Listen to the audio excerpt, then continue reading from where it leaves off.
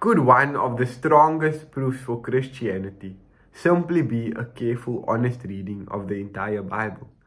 Not a single verse taken out of context, not one miracle story isolated from history, not even the New Testament read on its own, but the entire biblical narrative read as a unified whole. Because what if the Bible's most compelling argument is not found in philosophical abstraction, but in the sheer historical reality that over 1,000 years, through dozens of authors writing in different genres across different empires, a single figure is slowly, carefully, and precisely described long before he ever appears? What if Christianity does not begin with Jesus trying to convince people he was the Messiah, but with a world already waiting for him? One of the most overlooked facts about the Bible is that it does not read like a collection of disconnected religious writings. It reads like a story. From Genesis onwards, scripture moves with direction, purpose, and tension. It begins with the creation, falls into corruption, and immediately introduces a promise that history itself is moving toward restoration. What makes this remarkable is that the story unfolds across more than 1,000 years, written by kings and shepherds, priests and prophets, poets and exiles, all contributing fragments of a future hope they themselves will never fully see. The Old Testament does not climax. It does not resolve. It ends unfinished. And that unfinished nature is not a flaw. It is the entire point. From the earliest pages of Scripture, the Bible establishes that something has gone wrong with humanity and that God himself will act to set it right. In Genesis 3 verse 15, immediately after the fall, God promises that the seed of the woman will come, one who will crush the serpent, even as he himself is wounded in the process. From that moment on, the Old Testament is written in a posture of expectation. We are waiting for a deliverer, a king, a redeemer, a restorer, a righteous ruler who will bring peace, justice, and reconciliation between God and man. And yet, century after century passes, promises accumulate, prophecies intensify, descriptions become more detailed, but fulfillment never arrives. By the time we reach Malachi, the final book of the Old Testament, Israel, the nation, is still under foreign domination. Sin remains unresolved, sacrifice continues endlessly, and the promised figure has not yet appeared.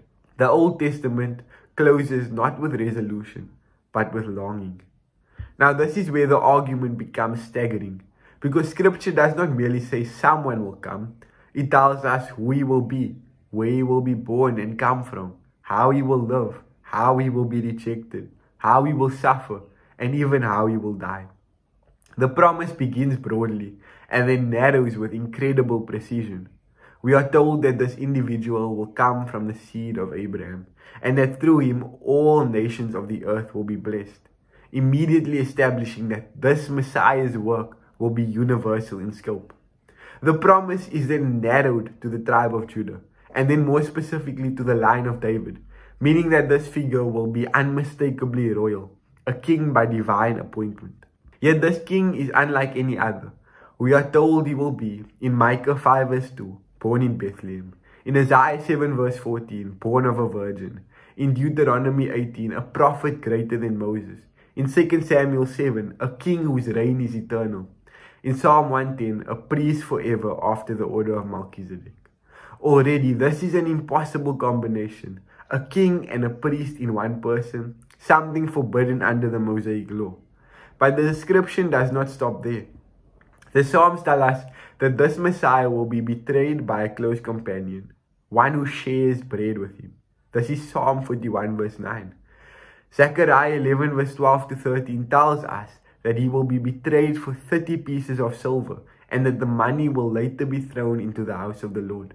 Isaiah 53 verse 7 tells us that when he suffers, the Messiah, he will be silent before his accusers, not defending himself. Psalm 22 describes a death so precise it is unsettling. His hands and feet are pierced, his enemies mock him, his garments are divided by casting lots, and he is given sour wine to drink.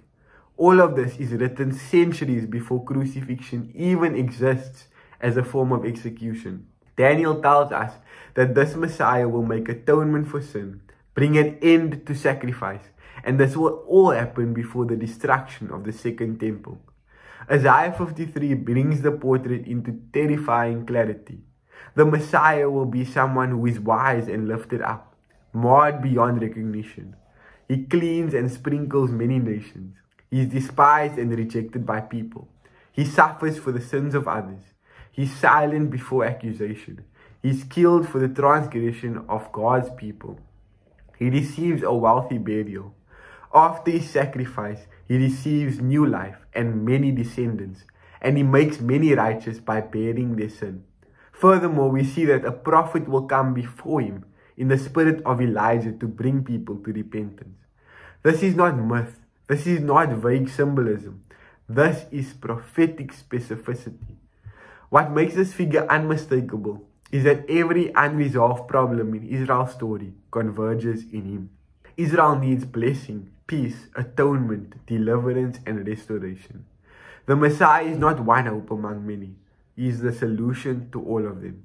He is a king who rules righteously and delivers his people, a priest who offers final sacrifice, and a prophet who reveals God fully.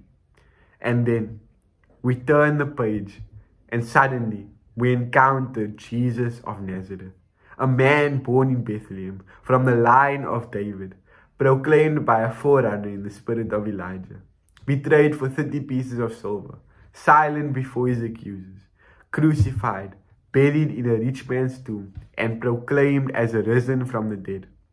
The New Testament does not invent a Messiah, it recognizes one. And this becomes even more compelling when we realize that the Dead Sea Scrolls written before Christ contain these prophecies, and that pre-Christian rabbinic Judaism interpreted these prophecies messianically, believing that the Messiah would fulfill them.